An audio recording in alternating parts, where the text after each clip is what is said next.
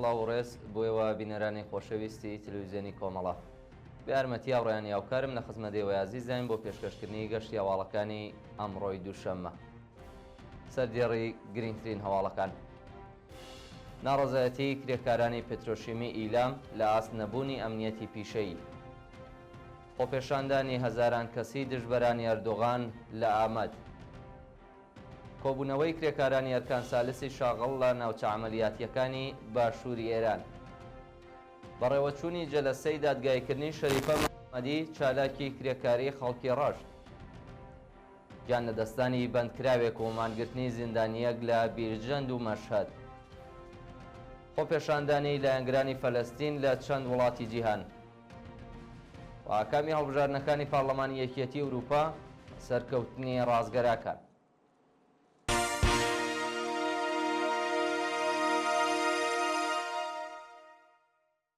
درێژەی هەواڵەکان: ناڕەزایەتی کرێکارانی پێترۆشیمی ئیلام لە ئاست نەبوونی ئەمنیەتی پیشەیی.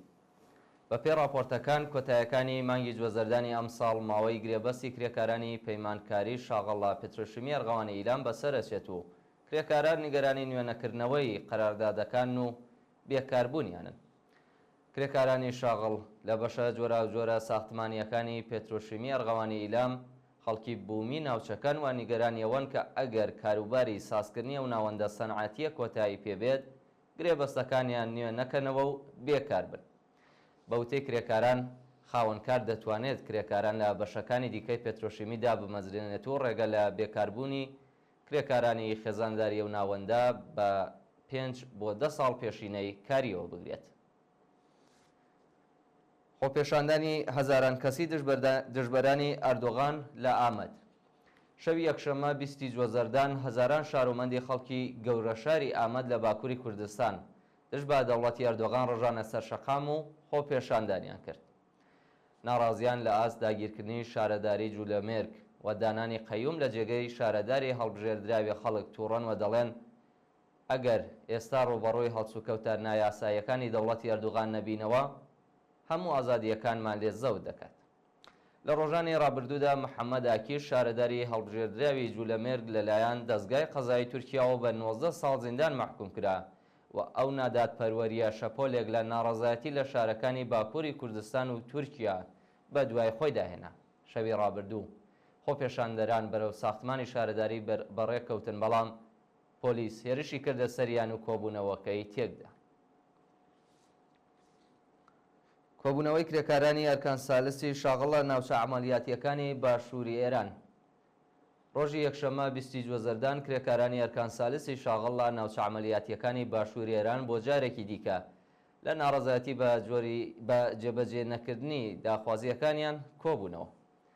بەپێی راپۆرتی کاناڵی شۆڕای ڕێخستنی ناڕەزایەتی کرێکارانی نافەرمی ئەرکان سالسی نەوت، نزیکەی 300 کرێکاری شاغڵ لە شرکەتی ملی حەفاری لە بەردەم ساختمانی ناوەندی شرکەت لە شاری ئەهواز، کرێکارانی ئەرکان سالسی شاغڵ لە دەکەڵەکانی 63، 68، 85 و 91 و هەروەها 300 کرێکاری شاغڵ لە شرکەتی بەرهەمهێنانی نەوت و گازی گەت ساران لە ناڕەزایەتی بە دۆخی خراپی پیشەی و مەعیشەتی کۆبوونەتەوە. کرێکاران خوازیاری بەکردەوە دەرهاتنی تەواوی گەڵاڵەی ڕێزبەندی و لانانی شرکەتە پەیمانکاریەکان، پێدانی بۆنی کارت و کارتی نەوت، بەهرەمەندبوون لە مەزایای کرێکارانی فەرمی نەوت، دابینکردنی ئیمکاناتی ڕەفاهی، وەلانانی جیاوازی، زیادکردنی حەقدەست و مەزایە، تەزمینی ئەمنیەتی پیشەیی و بیمەی تەکمیلی بوون. مانگرتنی کرێکارانی شاغڵ لە شرکەتی کەربۆنات سیدیۆمی فیرۆزاوای فارس. 2500 کەس لە کرێکارانی شاغڵ لە شرکەتی کەربۆنات سیدیۆمی فیرۆزاوا لە پارێزگای فارس ڕۆژی یەکشەممە 20 جوێزەردان لە ناڕەزایەتی بە دۆخی خراپی پیشەیی دەستیان لە کار کێشایەوە و مانیان گرت. بە پێی زانیاریەکان، یەکێک لە پڕمەترسیترین پیشەکان کارکردن لە کارخانەی کەربۆنات سیدیۆمە و زۆربەی کرێکارانی و ناوەندە لە ژنان پێک دێت، لە حاڵێکدا حەقدەست و مەزایایان زۆر کەم. ڕۆژی ڕابردوو کرێکاران دەستیان لە کار کێشایەوە و کۆبوونەوە لە نێو مەحەوەتەی شرکەت، خوازیاری پێدانی سەختی کار، دابینکردنی ئیمکاناتی ڕەفاهی، زیادکردنی حەقدەست و برنەسەرەوەی ئاستی ئەمنیەتی پیشەیی لە کارگەی ئامۆنیاک بوون. کۆبوونەوەی کرێکارانی شاغەڵا پێترۆشیمی دەماوەند. کۆمەڵێک لە کرێکارانی شاغەڵا پێترۆشیمی دەماوەند ڕۆژی یەکشەممە 20 جۆزەردان لە ناڕازایەتی بە نەدانی داخوازیەکانیان دەستیان لە کار کێشایەوە و کۆبوونەوە. بەپێی راپۆرتەکان کرێکارانی شاغەڵا پێترۆشیمی دەماوەند هەڵدەستەکانیان پەرداخت نەکراوە و خاوەنکار ڕایگەیاندووە کە پێترۆشیمی بە شرکەتی میلی گازی ئێران قەرزدارە و حسابە بانکیەکانیان داخستووە. وتەکانی بەڕێوەبەرایەتی پێترۆشیمی دەماوەند لە حاڵێکدایە کە پێشتر کرێکارانی ئەو ناوەندە لە کۆبوونەوەیەکی گەورەدا هۆشداریاندا بوو کە ئەگەر داخوازیەکانیان وەکو بەڕێوەچوونی یاسای 14 ڕۆژکار 14 ڕۆژ پشودان و زیادکردنی حەقدەست تا سەرەتای مانگی پوشپەڕ جێبەجێ نەکرێت بە تەواوی مان دەگرن. بە وتەی کرێکاران پەیمانکارەکان تەنانەت گەڵاڵەی پەسەندکراوی شۆڕای باڵای کار بۆ زیادکردنی 35% یاقدەستیش جێبەجێ ناکەن و ئێستا کرێکاران خوازیاری چوونە سەرەوەی 45% ڕێژەی حەقدەستەکان.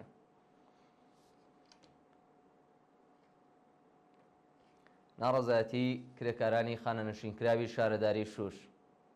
کرێکارانی خانەنشینکراوی شارەداری شوش ڕۆژی یەکشەممە 20 جۆزەردان لە ئاست نەدانی مەزایای خانەنشینی ناڕەزایەتیان دەربڕی. بە پێی زانیاریەکان 16 کرێکاری شارەداری شوش کە لە 25 ڕەشەمەی ساڵی 1401 یەتاوی خانەنشینکرابوون هێشتا سەنەوات و پاداشیان وەرنەگرتووە و شارەداری بایەخ بە کێشە و گرفتەکانیان نادات. بە وتەی کرێکاران شارەداری 160 بۆ 200 میلیۆن تمەن بە کرێکاران خەرجدارە و تا ئێستا چەند جار ناڕەزایەتیان دەربڕیەوە بەڵام وەڵامێکیان وەرنەگرتووە. دەست بە سەرکردنی دوو چالاکی سنفی و مەدەنی لە تاران و شیراز. ڕۆژی یەکشەممە 20 جۆزەردان چالاکێکی سنفی فەرەنگیانی خوراسانی شوماڵی لە شاری تاران بە ناوی مستەفا ڕۆباتی و چالاکێکی مەدەنی بەهایی لە شاری شیراز بە ناوی تاهرە نەورۆزی لەلایەن هێزە ئەمنیەتیەکانەوە دەست بەسەرکران. بە پێی زانیاریەکان مستەفا ڕۆباتی ڕۆژی ڕابردوو پاش بەشداریکردن لە کۆبوونەوەی معەلیمان لە بەردەم وەزارەتی پەروەردە و خوێندنەوەی بڕیارنامەی کۆتایی کۆبوونەوەکە لە کاتی گەڕانەوەی بۆ شاری شیروان لەلایەن هێزە حکوومەتیەکانەوە بەبێ بەڵگەی قەزایی دەست بەسەرکراوە.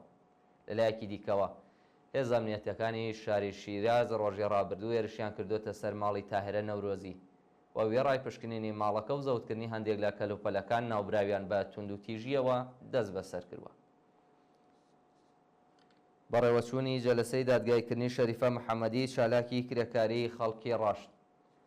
ڕۆژی یەکشەممە 20 جۆزەردان پاش 6 مانگ بەندکرانی نایاسایی جەلسەی دادگایکردنی شەریفە محەممەدی چالاکی کرێکاری خەڵکی ڕۆژ لە دادگای ئینقلابی و شارە بەڕێوەچوو. ناوەندە ئەمنیەتیەکانی ڕژیم کۆمەڵی تۆمەتی ساختەیان خستوتە پاڵ دۆسیەی شەریفە محەممەدی و ناوبراو لە بەردەم قازیدا هەموو تۆمەتەکانی ڕەت کردوێتەوە. ئەو چالاکە کرێکاریە ڕۆژی چواردەی سەرماوەزی 1402 لە شاری ڕەشت دەست بەسەر و پاش 20 ڕۆژ بۆ ئیدارەیەتی لە ئاتیسنە گوازرایەوە. ناوبراو لە ماوەی بەندکرانیدا بە سەختی ئەشکەنجەوازەر درا و ڕۆژی دەی ڕەشەمەی ساڵی ڕابردوو بۆ زیندانی لاکانی ڕەشت ڕاگوێزرا. سەپاندنی سزای زیندان بەسەر سێ ئەندامی بنەماڵەی سپێری لە مەشهەد. بە پێی راپۆرتی ناوەندەکانی مافی مرۆڤ فاتما سپێری، محەممەد حسێن سپێری و حسێن سپێری سێ ئەندامی بنەماڵەیەکی نەیاری ڕژیم لەلایەن دادگای ئینقلابی مەشهەدەوە بە زیندان مەحکوم کراون. ئەزغەر سپێری ڕۆژی ڕابردوو لە پەیجی تایبەتی خۆیدا و بابەتی بڵاو کردەوە و ڕایگەیاند کە جەلسەی دووهەمی دادگایکردنی ئەو سێ کەسە لە ڕێکەوتی 17 جۆزەردانی 1403 هەتاوی بەڕێوەچوو. لە قی 5 دادگای ئینقلابی مەشهەد فاتمە سپێری بە 18 ساڵ و 6 مانگ زیندان، محەممەد حسێن سپێری بە 8 ساڵ زیندان و حسێن سپێری بە 5 ساڵ و 6 مانگ زیندان مەحکوم کردووە. گیان لە دەستانی بەندکراوێک و مانگرتنی زیندانیەک لە بیرژەند و مەشهەد. ڕۆژی هەینی 18 جۆزەردان بەندکراوێک بە پاشناوی مالکی بەهۆی بێبەریبوون لە دەرمان لە زیندانی بیرجەند گیانی لەدەستدا و ڕۆژی یەکشەمەش 20 جۆزەردان فەرزانە قەرە حەسەنلوو بەندکراوی سیاسی ڕاگیراو لە زیندانی وەکیلاوای مەشهەد دژ بە سەرکوتی وەحشیانی ڕژیم مانی لە خواردەنگرت. بە پێی راپۆرتەکان بەندکراوێکی خەڵکی مەشهەد بە پاشناوی مالکی بەهۆی جەڵتەی دڵ و نەگواستنەوەی بۆ نەخۆشخانەی دەرەوەی زیندان گیانی لەدەستاوە.